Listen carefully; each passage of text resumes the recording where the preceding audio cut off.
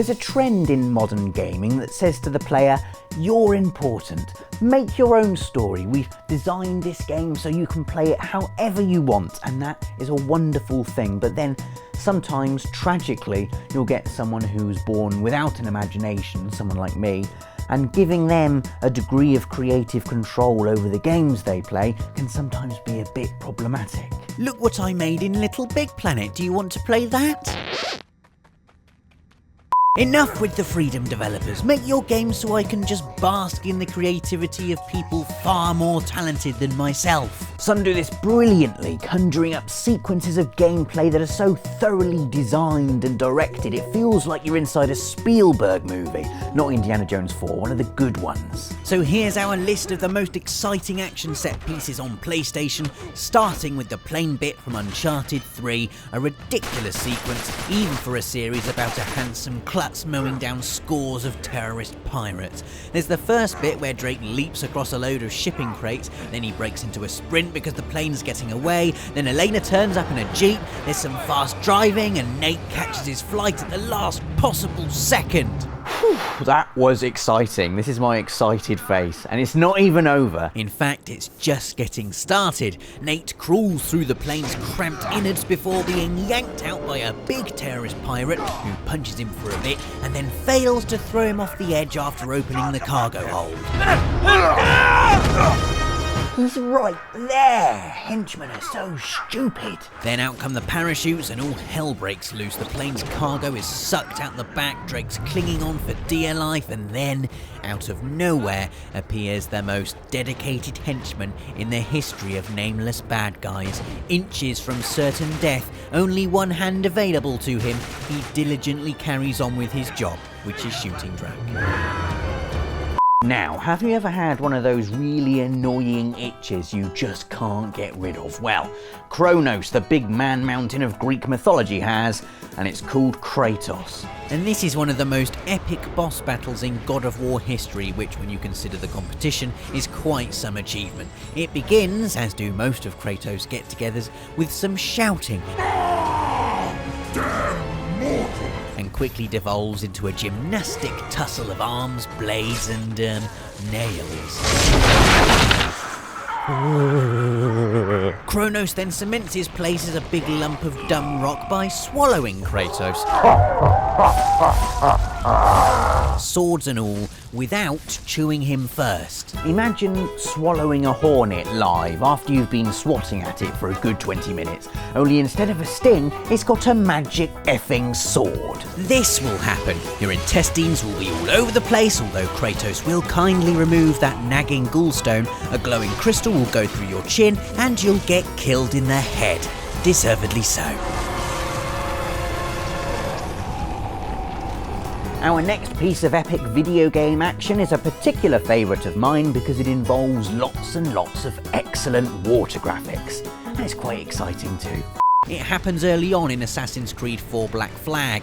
Kenway breaks free of the easiest chains in history and sets about stealing a ship, which turns out can only be done by following strict assassin-approved guidelines. 1. Stab some men in the dark.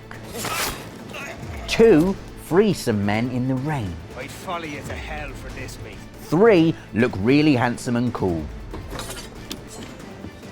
And then start an epic boat chase in a storm where the water looks more like water than actual water. Rogue waves, water spouts, the music.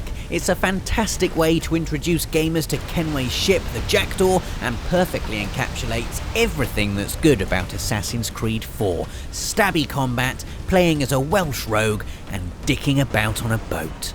Picture the scene. You've been locked in a tower all your life. All you can do is spend time with your foster parent, who happens to be a massive robot bird, or worse yet, read books. Then someone arrives to bust you out. How would you react?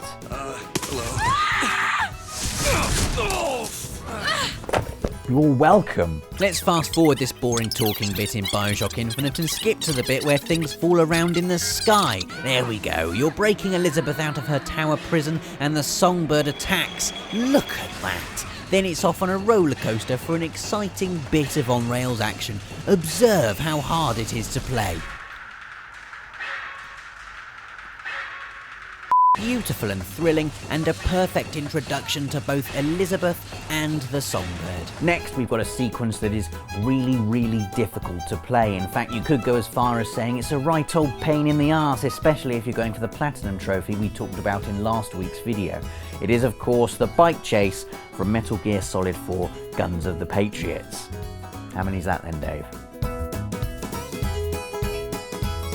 It's an odd setup, this, an aged Solid Snake riding around Europe on a bike with his mum, shooting down traumatised female soldiers who are after the DNA remains of his dad, who in the end it turns out isn't actually dead. I love Metal Gear. Anyway, it's the cinematic presentation and thumping musical score that cement this action sequence into my all-time favourites, and I especially love the parallels to the chase at the end of Metal Gear Solid 3, which was almost as brilliant. Now, you can't talk about bike chases in games without talking about the bike chase. Which one, I hear you ask? Well, here's a little clue.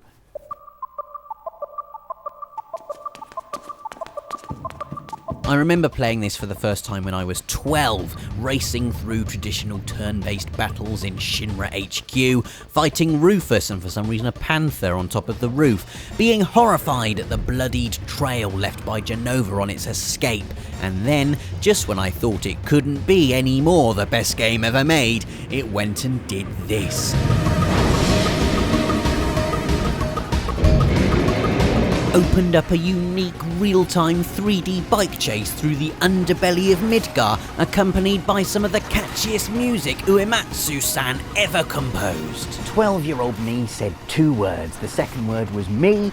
The first word got me grounded for a week, which meant I could stay home and play more Final Fantasy VII, yeah! The chase ends with a climactic boss fight with this big robot chap, and then Final Fantasy VII takes off its top to reveal incredible open-world muscle underneath. Unbeatable. Time for our last entry. I remember playing this for the first time in 2009 and wondering how it was even mathematically possible for a studio to have coded something so outrageous.